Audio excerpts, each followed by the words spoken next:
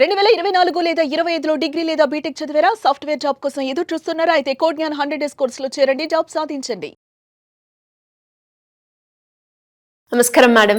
నమస్తే అమ్మ. మేడం, చాలా మందికి ఎక్కువ గోల్స్ ఉంటాయి. నేను ఇది సాధించాలని, నాకు డబ్బు రావాలి అని, నాకు నగలు కావాలి అని. కానీ ఒక్క పాయింట్ మీద వెళ్ళే ప్రయత్నం అస్సలు చేయరు. అంటే రకరకాల కన్ఫ్యూజన్ స్టేట్ లో ఉంటారు. ఇప్పుడే డబ్బు కావాలంటారు, ఇప్పుడే బంగారం కావాలంటారు, ఇప్పుడే ఇల్లు కావాలి అంటారు. సో ఇవన్నీ కూడా మన దగ్గరికి వస్తాయి మీరు కరెక్ట్ గా చేస్తే అని మీరు చెప్తూ ఉంటారు. కాబట్టి ఈ కన్ఫ్యూజన్ స్టేట్ నుంచి ఒక క్లారిటీ స్టేట్ కి రావాలి అంటే ఏ రకంగా చేయొచ్చు అంటారు? ఇలా మైండ్ కన్ఫ్యూజ్గా ఉంటున్నప్పుడు ఒకేసారిగా అన్నీ నేను అనుకోలేదు, అన్ని వరుసబట్టి అఫర్మేషన్స్ మెడిటేషన్స్ అవన్నీ చేస్తున్నా కూడా ఈ కన్ఫ్యూజన్ అనేది వస్తుంది, కన్ఫ్యూజన్గా ఉంటుంది అన్నప్పుడు ఓ పని చేద్దాం. మనకి ఏవైతే పాజిటివ్స్ ఉన్నాయో, మనం ఏం చేయాలని నిర్ణయించుకున్నామో వాటిని రోజుకు ఒకటి చొప్పున పెట్టుకోండి. మీకు అంత కన్ఫ్యూజ్ లేకుండా ఈజీగా పనులు జరగవచ్చు. ఉదాహరణకు ఎలా ఉంటుందంటే, ఈరోజు ఒక నిర్ణయం తీసేసుకోండి. ఉదయం లేవగానే ఈరోజు డే మొత్తం నేను కృతజ్ఞతగా ఉంటాను. ఎలా ఉండాలి అంటే, ఆ కృతజ్ఞత గురించి ఇంతకుముందు కూడా నేను చెప్పాను వీడియోలో.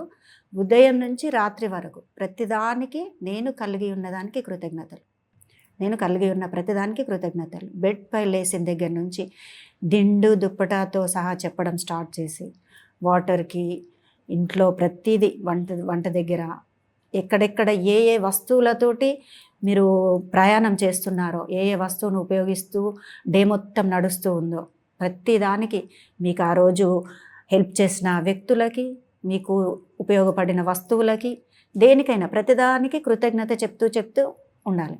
ఒకరోజు కృతజ్ఞతతో ముగుస్తుంది. రెండవ రోజు ఏమంటే ప్రశాంతంగా ఉండడం.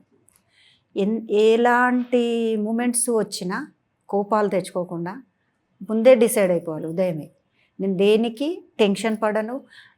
ఎదుటి వాళ్ళు అరిచేలాంటి కోపాలు తెప్పిస్తున్నా కూడా నేను ప్రశాంతంగా ఉంటాను, ఓపికగా ఉంటాను.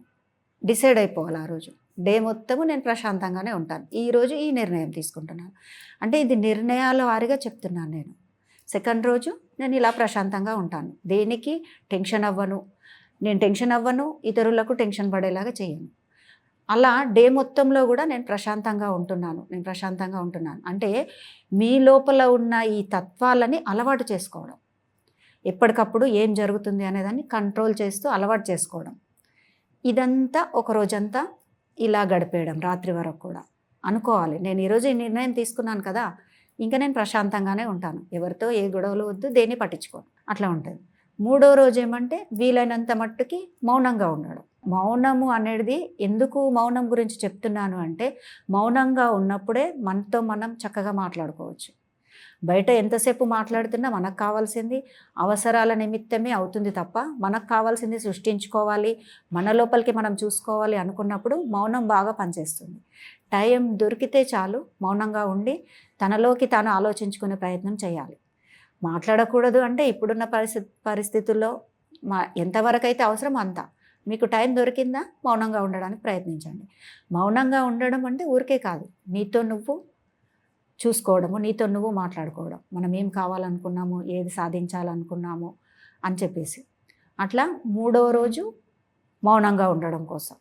నాలుగవ రోజు తన కోసం తను సెల్ఫ్ లవ్, అంటే నాకు నేనేమి ఇచ్చుకుంటున్నాను.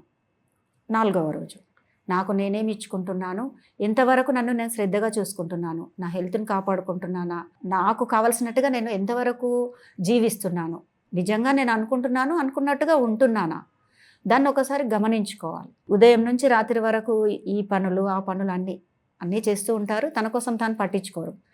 ఇవన్నీ దాంట్లో భాగాలు కాబట్టి ఇట్లా నేను విడదీసి చెప్పాలని అనుకున్నాను. ఒక్కొక్క రోజుకి ఒక్కొక్కటైనా మీరు కంప్లీట్గా చేయగలరేమో. అప్పుడు ఈ డే మొత్తంలో ఉన్న టైం అంతా దాని మీద అవగాహన ఉండడం వల్ల మీరు చేస్తున్నదేదో మీకు తెలిసి వస్తుంది. ఇది చెయ్యు అది చెయ్యు అన్నీ ఒకేసారి అనేసరికి దేని మీద పూర్తిగా ఫోకస్ లేకుండా పోతుంది. అందుకోసం ఆ రోజు నా కోసం నేనేం చేసుకుంటున్నాను చేసి చూడండి. ఒకవేళ నా కోసం నేను చేయాలనుకున్నది ఏదైనా మిగిలి ఉందంటే ఆ ఒక్క రోజులో చేసి చూడండి. మీకోసం మీరు టైం పెట్టుకొని మీకేం కావాలనుకున్నారు, ఏం తినాలనుకున్నారు, దాన్ని ఆ రోజంతా అలా గడుపుతూ ఉండండి. ఇంకా 5వ రోజు మరో రకంగా, నేను ఇది చదువుతాను, దీనికి కట్టుబడి ఉంటాను, ఈ సాధన మీదనే ఉంటాను, ఇది కావాలని పెట్టుకున్నాను కాబట్టి దీని మీదే ఉంటాను. ఒక జాబ్ కావాలి, దేనికైనా దాని గురించి ఫోకస్ అంతా ఆ రోజంతా దాని మీదనే ఉపయోగిస్తూ ఉంటాను అని ఇట్లా రోజుకొకటిగా అన్నీ ఒక రోజు వద్దు, ఒక్కొక్క రోజు ఒకటి. ఇవన్నీ పాజిటివ్ లక్షణాలు, సాధనకి ఇవన్నీ ఉపయోగం కూడా, అవసరం కూడా. కాబట్టి తీసుకొని ఒక్కొక్క రోజులో ఒక్కొక్కటిగా నేనేం చేయగలను. ఇంకా మీకేమైనా అనిపిస్తే, నాకు అనిపించిన మట్టుకు నేను చెప్పాను, మీ మైండ్లో ఇంకా ఏది అనిపిస్తే అది కూడా ఆ రోజంతా పెట్టేసుకోండి. ఒక కొత్తదనంగా ఉంటుంది, మీకు హ్యాపీ కూడా అనిపిస్తుంది. ఈరోజు నాకు ఈ వర్క్ ఉంది, ఇది నేను చెయ్యాలనుకున్నాను, సో నేను దీంట్లోనే ఉంటాను, బయటకు ఇంకా మైండ్ రాకుండా ఉంటుంది. ఉదయమే గట్టిగా నిర్ణయించుకోవాలి. మళ్ళీ ఈ ఉదయం గడుస్తున్న కొద్దీ 8, 9, 10 అవుతున్నప్పుడల్లా ఈ నిర్ణయం మారిపోతుందేమో. ఉదయం పక్క మీ నుంచి లేవగానే మీరు నిర్ణయించుకోవాల్సింది, బెడ్ పైన కూర్చొని ఈరోజు నేను ఈ నిర్ణయాన్ని గట్టిగా తీసేసుకున్నాను అని మీకు మీరు 3-4 సార్లు గట్టిగా చెప్పండి. ఏదైనా ఒక విషయం గుర్తుండాలి అంటే నాకు తెలిసి 3 సార్లు చెప్పాలి.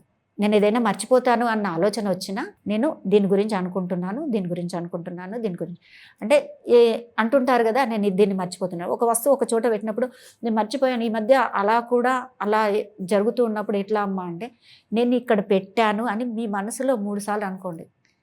మీరు 6 నెలల తర్వాత వచ్చి చూసినా అది అక్కడే కనబడుతుంది మీకు. అట్లా మీరు గుర్తుంచుకోవడం కోసం ఒక 3-4 సార్లు ఉదయం చెప్పుకోండి. డే అంతా ఒకే దాని మీద ఫోకస్గా ఉండండి. అప్పుడు మీరు ఏం చేరుకోవాలనుకుంటున్నారు, ఎక్కడికి చేరుకోవాలనుకునే ఫుల్ క్లారిటీ వస్తుంది. దాని ద్వారా ఈ కన్ఫ్యూజన్లు ఉండవు, అనుకున్న వాటిని చక్కగా చేజిక్కించుకోవచ్చు. అండ్ అలాగే మేడం మీరు అన్నారు కదా, ఇలా లైన్ బై లైన్ ఒక్కొక్క రోజు ఒక్కొక్కటి పెట్టుకోండి అని. అలా పెట్టుకున్న తర్వాత మళ్ళీ అవన్నీ 5 days మనం పెట్టుకున్నాం, ఆ 5 days అయిపోయిన తర్వాత నెక్స్ట్ మళ్ళీ సేమ్ అవే కంటిన్యూ చేయాలంటారా? ఇంకా అవసరం లేదనుకుంటాను నేను. ఎందుకంటే ఒక అవగాహన వచ్చేస్తుంది, ఏది ఏమిటి అనేది అవగాహన వస్తుంది. రానప్పుడు అది చూడొచ్చు.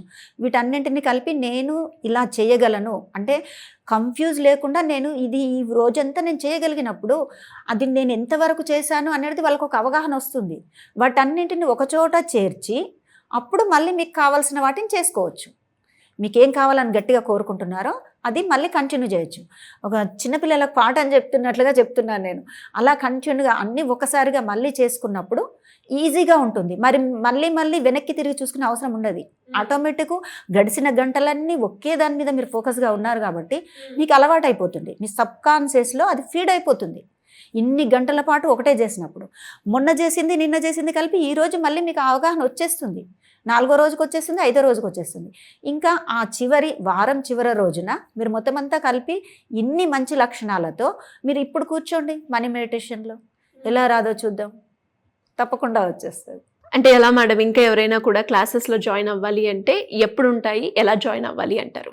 క్లాసులు ఫిబ్రవరి 8వ తారీఖు 2026 హైదరాబాద్లోనే ఉంటుంది మన క్లాసు.